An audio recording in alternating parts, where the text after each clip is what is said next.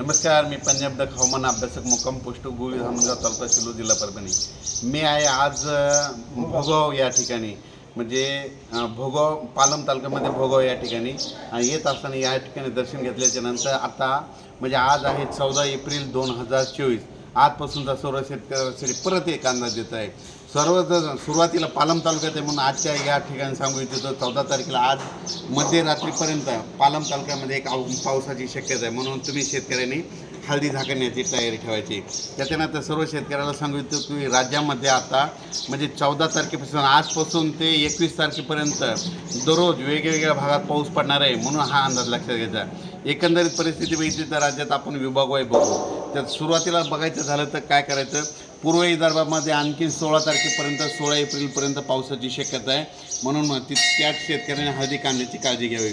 त्याच्यानंतर सांगायचं झालं तर आपण मराठवाड्याकडे वळू. आज मराठवाड्याकडे म्हणजे आज 14 पासून तर 21 दरम्यान दररोज वेगवेगळ्या भागात 2 दिवस आल्याच्या नंतर परत 2 दिवसांना परत येणार पाऊस.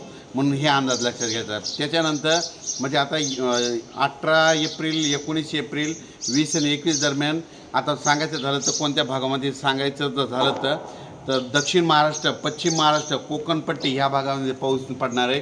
म्हणून हे अंदाज लक्षात घ्यायचा. तिकडं पाऊस पडत असल्यामुळे आपल्या महाराष्ट्रामध्ये मराठवाड्यात देखील पाऊस येणार आहे. म्हणून हा अंदाज लक्षात घ्यायचा.